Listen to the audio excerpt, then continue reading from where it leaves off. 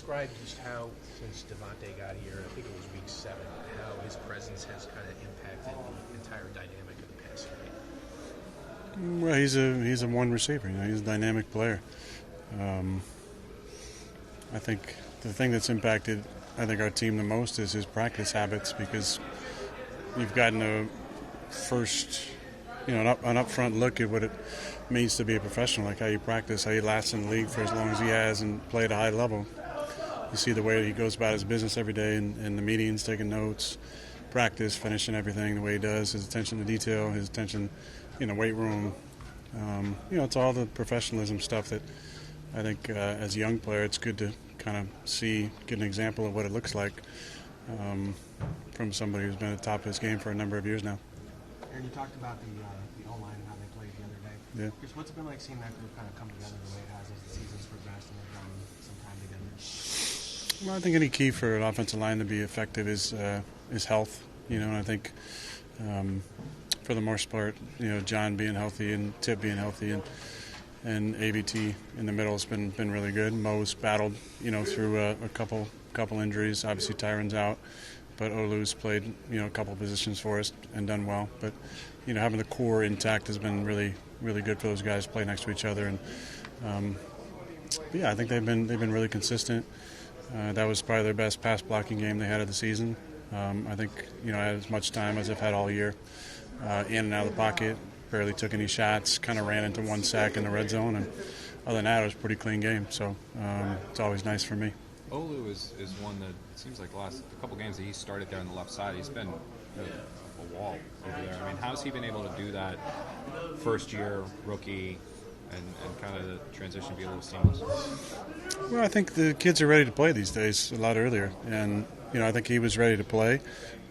He was working as a swing guy, and then he played some guard, which was totally out of character. But all along, like I said in training camp, I think he's a decade-plus type of left tackle. We knew he was kind of the guy in waiting behind Tyron.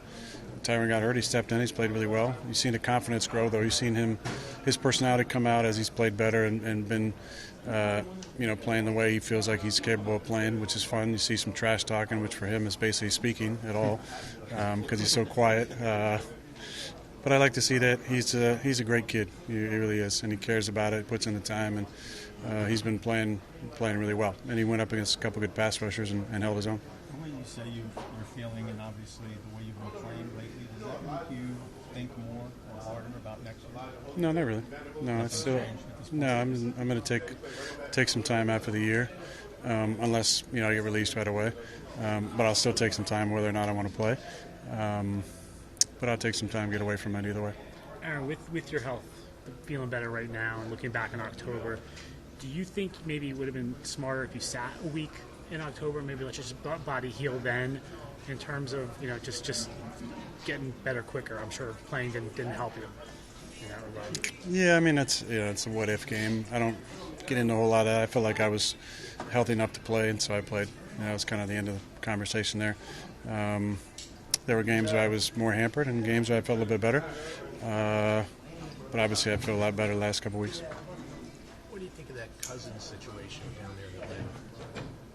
I love Kirk. I mean, I've been in touch with him, during the rehab phase, and it's tough coming off of a Achilles at any age. Also, they drafted a kid, so you obviously had a really good start to the season. There's ebbs and flows in the year. There's not a lot of patience in this league. Kirk's played at a high level for a long, long time. So anytime there's a change, that's got to be hard. So my heart goes out to him. But, I hope he keeps playing. I think he's got a lot of great football left in him and can play probably till he's 40. So I'm sure he'll feel even better next year than he did this year. And as he continues to get his legs all the way back. And I'm sure there'll be a team that want a guy who's proven he can play at a high level in the league. Can you loop yourself into that, Aaron, where next year you'll feel even better than maybe you did to begin this year, coming back from a similar injury? Yeah, it's possible. Might be sitting on the beach, though. If the Jets came to you and said after the season at some point, we'd love to have you back, but we're going to draft a kid pretty high, and we're going to get him in at some point during the season. You guys ever get him? during the season. Yeah, or if we fell out of contention, Oh, that's a lot of negatives there, Rich. Well, I'm thinking of the Cousins situation. With Yeah. We want you back, but if we fall out of contention, we're going to go with the kid. Totally. I mean, but there's more to that. I mean, number one, Atlanta's not out of contention, so a lot of the play is about performance. So, I think all of us, whether we got a guy behind us itching to play or not, there's, when they drafted Jordan, I felt like I was one bad stretch from being benched, and I, won MVP a couple years. So that's the way the league is. You got to prove it. You can play every single week and through stretches. So if they asked me back and they drafted a guy, I'd mentor the hell out of him if I was playing, and I'd try and play as well as I could to keep him on the bench. Couple more. Is your first choice to come back here? I mean, yeah, I've said that. Yeah, I mean, there's a lot of reasons why this would be a great opportunity. But, I'm going to see what happens. There's, a lot of things yet to happen. They got to hire a GM, got to hire a head coach, and then, whether or not I'm part of the conversation or whether or not they move on. Whatever happens, I'll be taking my time and thinking about my future. Aaron, when you came, your show that you're watching, that you say, when you're going through your rehab, you want to put up numbers, you want to win an MVP, and you want to win another Super Bowl. I mean, how have you come to grips with the fact that didn't happen, and you don't know if that's going to happen? Yeah, that's a great question. I think that's just part of life. There's ups and downs, there's highs and lows, and you just got to stay kind of in the in-between as much as you can. There's a lot of things I'm proud of, a lot of things I'm frustrated of for the way the season's gone, but, I'm proud of the work I put in. There was some real rough days of rehab where I couldn't see getting back on the field. And so to have played, every game this season means a lot to me. To be 4-10 is really tough to deal with, obviously late in your career.